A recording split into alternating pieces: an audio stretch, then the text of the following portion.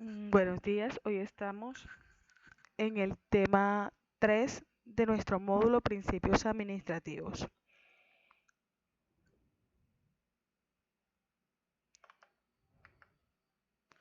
Hoy vamos a hablar sobre el pensamiento administrativo. ¿Pero qué es el pensamiento administrativo? Recordemos que en los temas 1 y 2 hablamos sobre las organizaciones y la administración. Y decíamos que las organizaciones pueden ser sin ánimo de lucro o empresariales, y que la administración utiliza a las organizaciones como objeto de estudio. Es decir, mira el comportamiento de estas organizaciones para lograr llevarlas a un desarrollo sostenible y mantenerlas dentro de su mercado o dentro de su entorno para que puedan permanecer dentro del tiempo.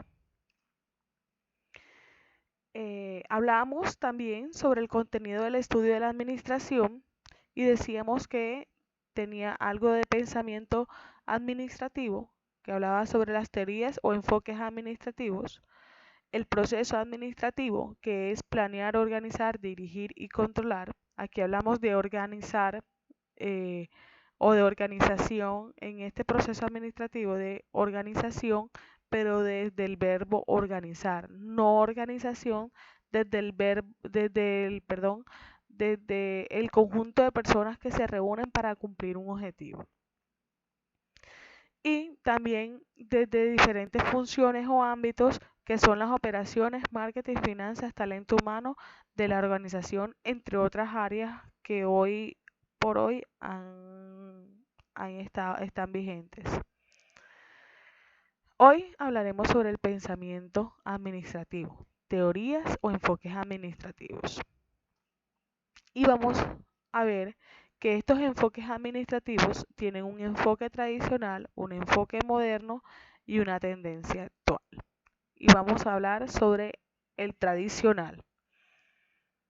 En el tradicional existen varias teorías. Dentro de estas teorías existieron unos autores, unos pensadores, los cuales dieron pie a cada una de estas teorías. Revisemos. La teoría clásica nació en Estados Unidos con estos autores. Frederick Taylor es el más reconocido. Cuando hablamos de Taylor, no sabemos que estamos hablando de la teoría clásica desde un cierto punto de vista que ahora lo vamos a mirar. Henry Gantt, Hilbert, Emerson y Henry Ford. Digamos que estos fueron los precursores de la teoría clásica en Estados Unidos. En Francia encontramos a Henry Fayol, James Monnet, Lyndall Uwis y Luther Gulick. Esta teoría se divide en dos, desde el punto de vista de Estados Unidos y desde el punto de vista de Francia. Veamos desde el punto de vista de Taylor, que estaba en Estados Unidos. Y Taylor hablaba sobre incrementar la productividad y dar un enfoque en el método del trabajo, es decir, en cómo se realizan las actividades en el trabajo. Logró llevar a estas dos premisas a algo que se llama organización racional del trabajo, es decir, cómo organizan el trabajo y les realizan unos métodos de tiempo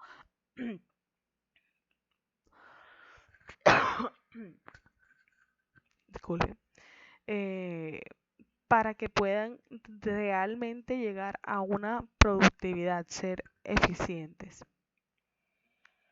El análisis del trabajo y estudio de tiempos fue una de las premisas uno de los principios de la teoría clásica de Taylor.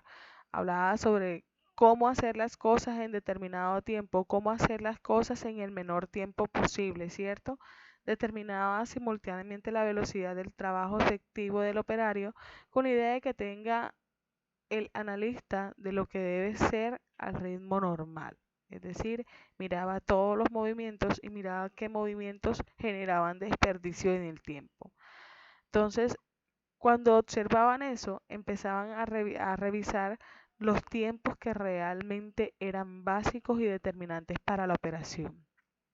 También determinaban los suplementos que deberían añadir al tiempo básico de esa operación, es decir, algo que lo que no servía empezaban a quitarlo y lo que faltaba obviamente lo colocaban y determinaban el tiempo tipo de la operación, es decir, el tiempo real de la operación.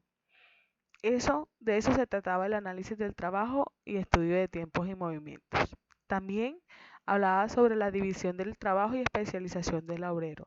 Decía que era más fácil que el trabajo se dividiera entre varias personas y que cada una de esas personas fuera especialista de un área en especial, no que una persona supiera todo el contexto. Habló también del diseño de cargos como un método principal en donde empezaba a enseñarles a cada uno lo que le correspondía hacer. Esa división del trabajo conllevó al diseño de cargos y de tareas. También pensaba en algo de incentivos salariales y premios por la producción a partir de una producción estándar, es decir, pagarle bien o darle premios al trabajador que mejor lo hiciera.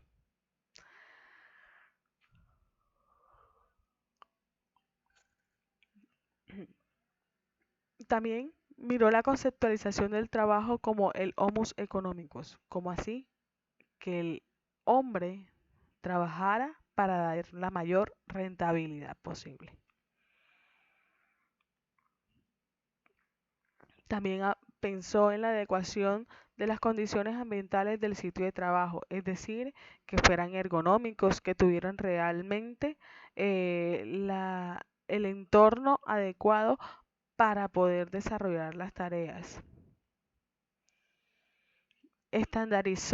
Estandarización de métodos y de máquinas y supervisión funcional del trabajo, es decir, empezó a mejorar métodos e implementar maquinarias con el fin de mejorar la producción y a través de este se tenían supervisores para revisar que las funciones las realizaran bien. Miren que anteriormente se cargaba aquí muestra una parte en cómo se hacía anteriormente y cómo la maquinaria ha permitido una mayor comodidad dentro de la operación. Pero también existió el segundo enfoque que nació en Francia y es de Fayol. Fayol definía las funciones básicas de la empresa y decía que la empresa tiene una parte de producción, tenía una función, esa función técnica de producción nos permite a nosotros ver todo el tema de cómo se desarrolla el producto. Si bien es cierto, hay un producto que es tangible y el otro que es intangible. Entonces, la función técnica de producción, cuando me habla del producto, entonces nosotros nos vemos producción, cuando hacen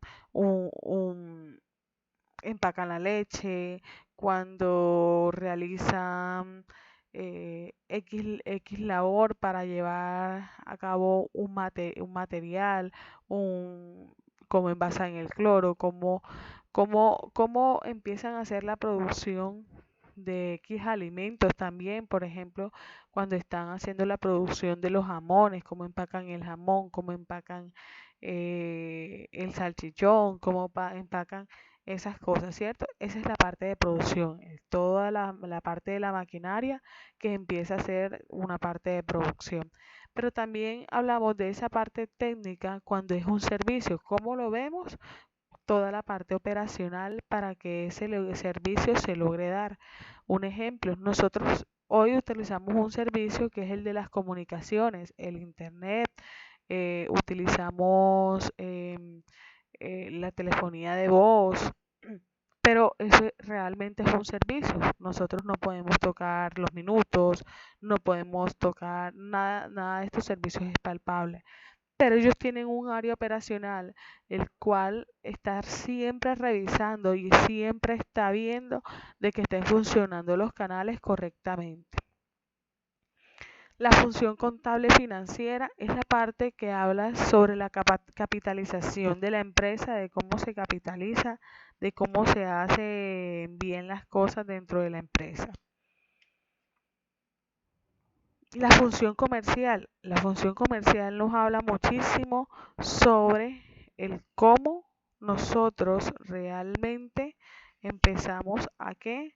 A vender, a comercializar a ese bien y servicio de la empresa. La seguridad nos permite hablar eh, sobre cómo es el manejo del personal, ¿sí?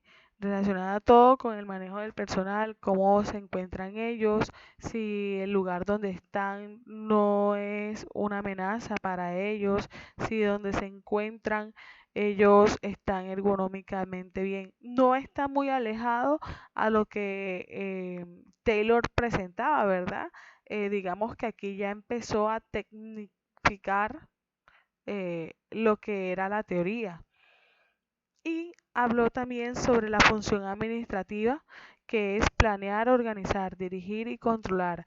Es decir, una parte administrativa que empezaba a planear lo que se iba a hacer, organizaba su equipo de trabajo y empezaba a dirigir y controlar para que en función de esto se lograran las metas o objetivos que se tenían presentes dentro de la organización.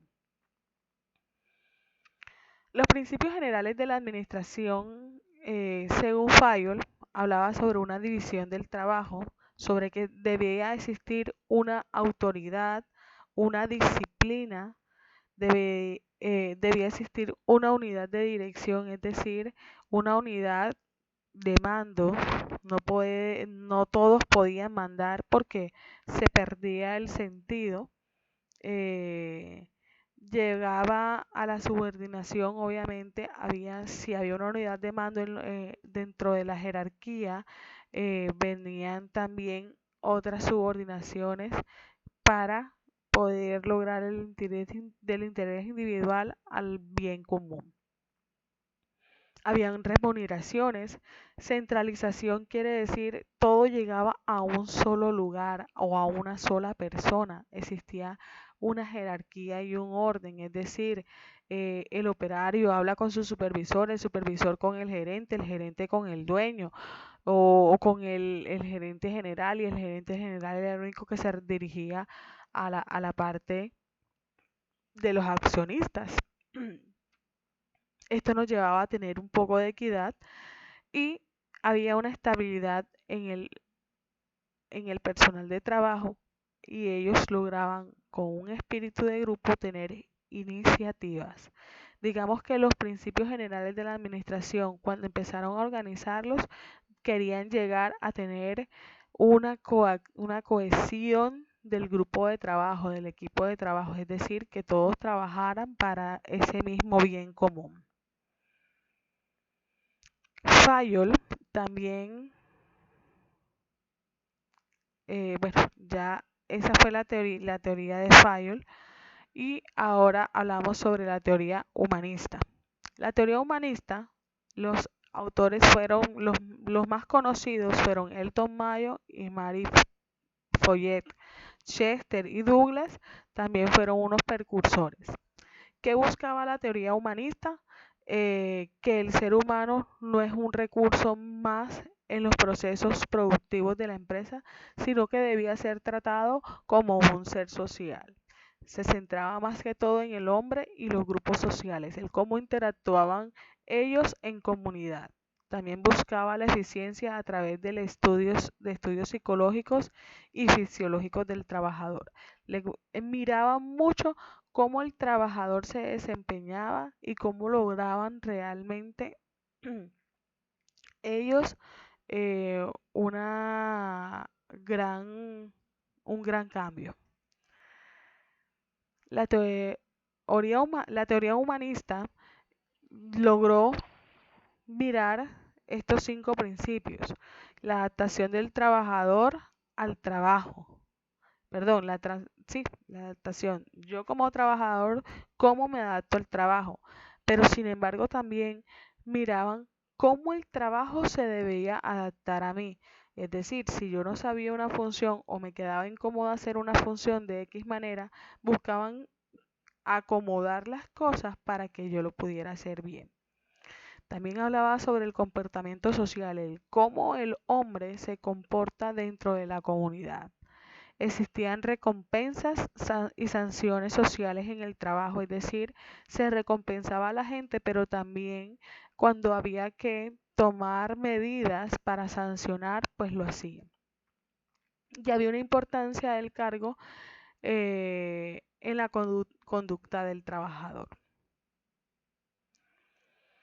Teoría neoclásica. La teoría neoclásica, el gran precursor fue Peter Drucker, y los demás, como Henry, Harold, Cyril, fueron precursores de esta también.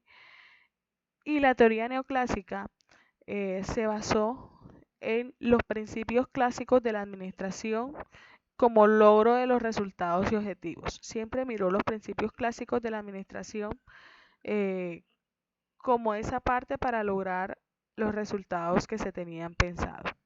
Se centraba en la eficacia. Recordemos que la eficacia es una forma de cómo utilizamos los recursos, porque buscaba proponer la mejor forma de realizar las actividades. Siempre buscaba una mejora continua y buscaba la mejor forma de alcanzar los resultados de la empresa. Siempre estaba orientada a planear, organizar, dirigir y controlar, pues consideraba que cuando nosotros hacemos esta operación del proceso administrativo, logramos ser eficaces y responder de manera asertiva a las necesidades de los clientes. La teoría burocrática. Los autores fueron Max Weber, Robert Anthony y entre otros, lograron insertar la teoría burocrática y empezar a manejar algo legal, algo establecido, unas normas, unas leyes, unos procedimientos.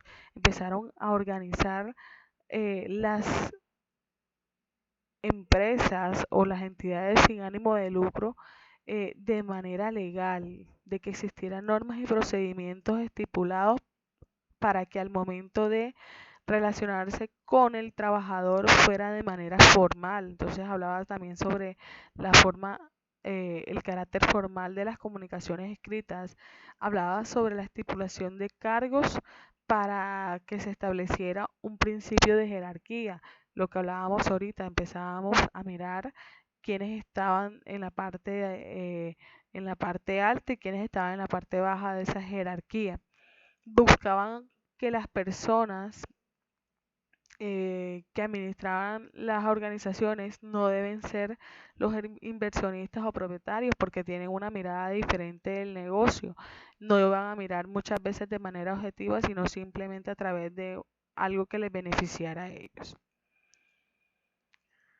Y la teoría estructuralista, en donde James Thompson, que fue el mayor precursor, no se enfocaba mucho en que el hombre que desempeña roles simultáneos debe ser flexible y responder a la forma adecuada de los retos, tolerancia para responder a las diferentes necesidades. El entorno es considerado como variable importante de la organización en la organización de las organizaciones. Recuerden que estamos hablando sobre dos términos. Miren que aquí hoy se encontraron esos dos términos, organización de las organizaciones, y no redunda porque organización, esta parte de organización me habla de ordenar, de organizar, del verbo organizar, y organizaciones me habla sobre cómo se agrupan las personas para lograr diferentes objetivos o resultados. También existió la teoría del comportamiento, donde el autor Chester Bernard empezó a actualizar los pensamientos de la teoría humanista y empezó a desarrollar estudios sobre el comportamiento humano en las organizaciones. Se basó más que todo en los estilos administrativos y la toma de decisiones. Existió algo que se llamaba teoría del desarrollo organizacional, en donde Warren Bennis y Edgar Schein empezaron a estudiar las teorías del cambio, cómo las organizaciones empiezan a cambiar, cómo empieza a evolucionar las organizaciones y empiezan a mirar cómo es la cultura de esas organizaciones, qué hacen, cuáles son sus hábitos, ¿sí?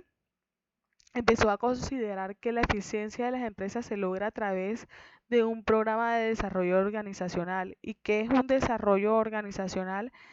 Hacer unos cambios pero planeados. No, ay, hoy se me ocurrió que mañana vamos a dejar de producir leche de esta manera y mañana lo hacemos de otra. No, empezaban a planearlo, empezaban a revisar todos los pros y los contras y empezaban a diseñar esos cambios. Y la teoría sistémica, Daniel Camps y Robert Kahn, son sus autores, hablaba sobre que las empresas son unidades constituidas por partes que interactúan, es decir, lo de las funcionalidades.